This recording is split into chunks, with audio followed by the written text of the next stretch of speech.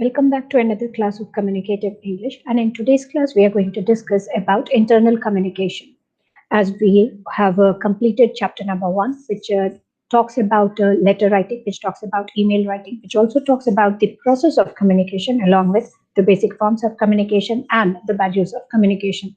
Let us understand that when we talk about communication, it is not only through letters, not only through emails that we communicate, but we also use the other modes of communication. That is, there are other techniques or other types of internal communication that goes on in our day-to-day life. So in today's class, we are going to talk about the first and the most important thing that is related to notice writing. Let us understand what notice writing is, what is the importance of writing a notice, and how it can help us in bridging the gaps whenever we talk about communication. So when we talk about notice, as you can see, as presented in the slide that is shared with you all, that notice is a written or printed announcement. I don't know how many of you have the habit of reading newspaper, but when you flip the pages of the newspaper, often you see different notice related to tenders, different notice related to lost and found, different notice related to this information related to jobs and the other thing. So this is very important for you all to understand that when we talk about notice, notice is not an oral communication. It is more about the written communication. It's again a printed announcement these days because of the technology. We are more on the area of, or we are using regularly the technology. And so therefore, the mode of communication that happens in order to share the information or in order to notify people these days is again printed announcement.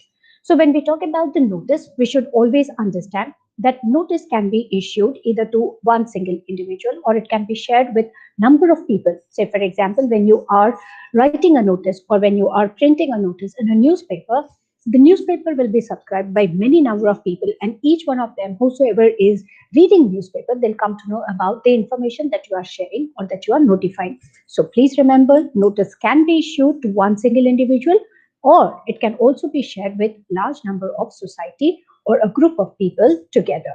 So when we talk about notice, the most important thing which we should keep in our mind is the factuals.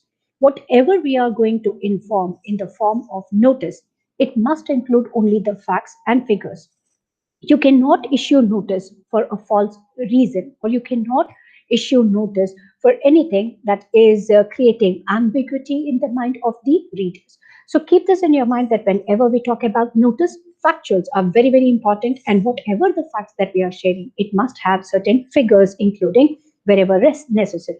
Statistics again play a very important role, and that is the reason you must have come across the tender notices in the newspaper, which talks about not many tables, or it talks about the different information in the form of tabulated version, wherein you can find about the job opportunities or the requirement made or requested by the different organization, could be public or private. Finally, the language that we use in the notice should be simple and formal. Remember the three golden S that we always talk about when we talk about communication skills. The language that we talk about is formal, and the way that you're going to present your ideas should be short, simple, and straightforward. Without these three S, you cannot be able to write your notice in an appropriate manner.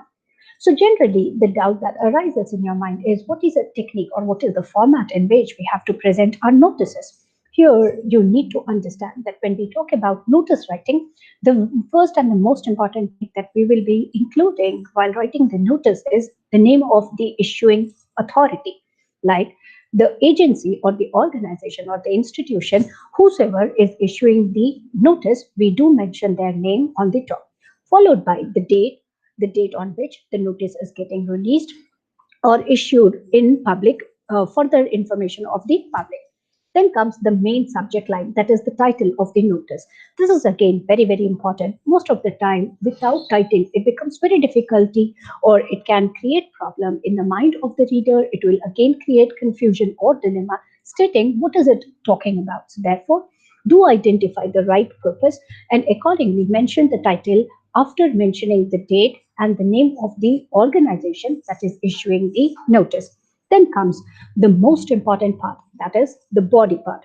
When we talk about the body or the structure of writing the notice, we should always remember It not only includes the date, it not only includes the venue, but it also talks about the time, the people who are going to participate, when, where, why, what, and how.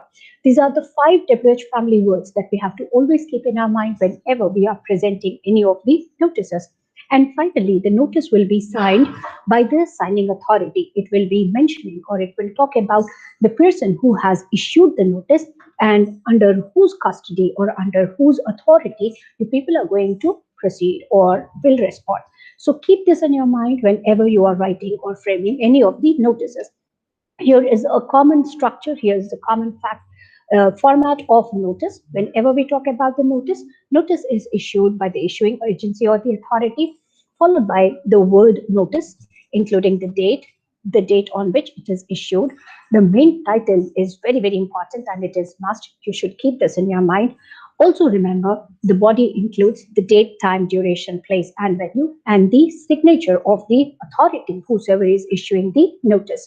What are the do's and don'ts that we have to keep in our mind when we are preparing a notice? Here are certain tips that you have to keep in your mind while writing the notice. The first thing is the word limit. Yes, you heard me right, that I am talking about the word limit. You cannot exaggerate, you cannot write or present any irrelevant information in the notice. The notice is to notify people, and when you are notifying people, you have to always consider the value of words. The content matters a lot. So therefore, when you are presenting the notice, remember the word limit is 50. Don't go beyond 50 words. The repetition of the sentences should be avoided, or repetition of the information again try to be eliminated. Always remember the notice. If you really want to attract the attention of the reader, if you really want to grab the attention or focus of the reader, present the notice in the box. I hope everybody, when you were writing notice, be it in your class 6, 7, 8, 9, 10, 10, your teacher must have asked you to present the notice or write the notice in the box, isn't it? So you must have drawn the box. Why have you drawn the box? Just to grab the attention of the reader, so that the concentration of the reader will be there while reading the notice or while getting notified with the information that you are willing to share in the form of written or printed announcement. Always remember the language that we use should be short, simple, and straightforward. The word notice and the title should be in bold.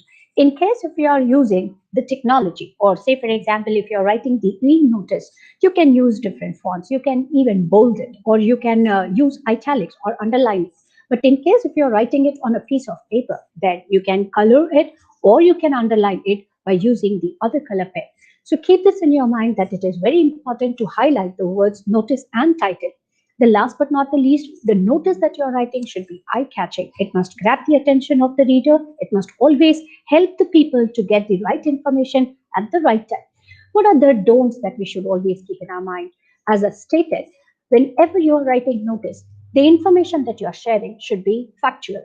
You cannot write a notice or you cannot notify a person on hypothetical information, on information that is fake, that is false, that does not have any reliable evidences or proof. So keep this in your mind that notice always talks about having certain proof, having certain evidences in the form of facts and the factual.